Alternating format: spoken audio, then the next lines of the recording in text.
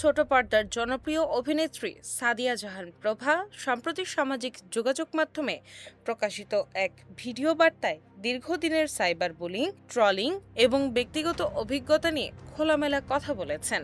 একই সঙ্গে তিনি বুলিংকারীদের মানসিকতা নিয়েও তীব্র সমালোচনা করেছেন।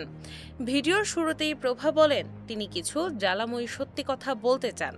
দীর্ঘদিন ধরে বিভিন্ন ঘটনা নিয়ে প্রকাশ্যে কথা বলেননি বলেও উল্লেখ করেন তিনি।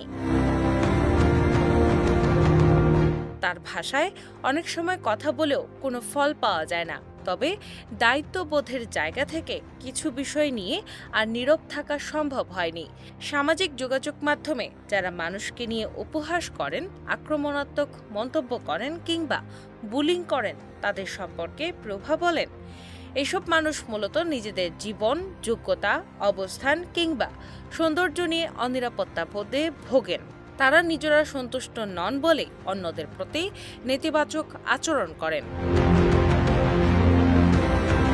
তিনি আরও বলেন, প্রত্যেক মানুষের জীবনে কিছু না কিছু কষ্ট থাকে, কিন্তু যারা নিজেদের দুর্বলতা মেনে নিতে পারেন না তারাই বেশি করে শিল্পী ও সেলিব্রিটিদের লক্ষ্যবস্তু বানান। গত ১৬ বছর ধরে নিজেকে বুলিংয়ের শিকার হতে হয়েছে বলে জানান প্রভা। তিনি বলেন অনেকেই তাকে নিয়ে উপহাস করে আনন্দ পান, যা তিনি এক ধরনের পৈশাচিক আনন্দ হিসেবে দেখেন।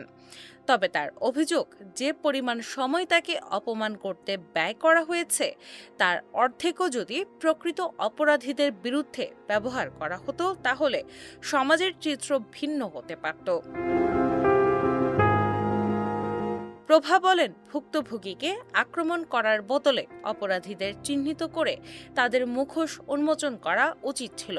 যারা অন্যের ব্যক্তিগত গোপনীয়তা ভঙ্গ করে বা অনুমতি ছাড়া ব্যক্তিগত তথ্য প্রকাশ করে তারাও গুরুতর অপরাধী।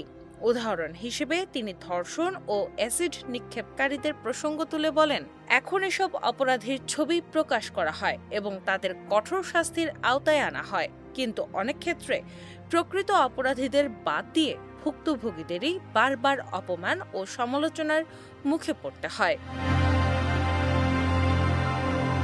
ট্রলকারীদের উদ্দেশ্যে প্রভা বলেন, তাদের সৌন্দর্য, শিক্ষাগত যোগ্যতা, পারিবারিক পটভূমি, আয় কিংবা জীবনযাপন নিয়ে তার কোনো আপত্তি নেই, তবে বছরের পর বছর ধরে তাকে যে মাত্রায় বুলিং করা হয়েছে তার অর্ধেকও যদি অপরাধীদের বিরুদ্ধে করা হতো তাহলে অনেক অনাকাঙ্ক্ষিত ঘটনার জন্ম হতো না। সবশেষে তিনি উল্লেখ করেন ৩৫ বছর বয়সী একজন মানুষ চাইলেই স্বাভাবিক জীবনযাপন ও সম্পর্ক গড়ে তুলতে পারেন, কিন্তু সমাজের ভুল দৃষ্টিভঙ্গি ও অপরাধীদের প্রতি নরম অবস্থান অনেক সমস্যাকে আরও জটিল করে তুলেছে। ডেস্ক রিপোর্ট, বাংলা বাজার পত্রিকা।